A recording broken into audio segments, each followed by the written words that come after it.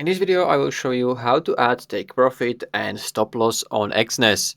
So firstly, you want to open this tab on the right side. So just click on this show form, this arrow, and from here you can buy and sell. So let's say I want to buy, I will click on buy, and before that make sure you are on a regular form, because if you are on, let's say, one-click form, you will not see take profit and stop loss here, so make sure to be on regular form.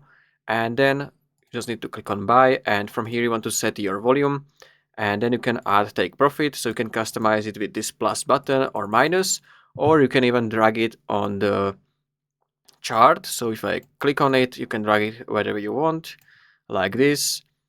And you can also set stop loss here. You can also write custom number like this.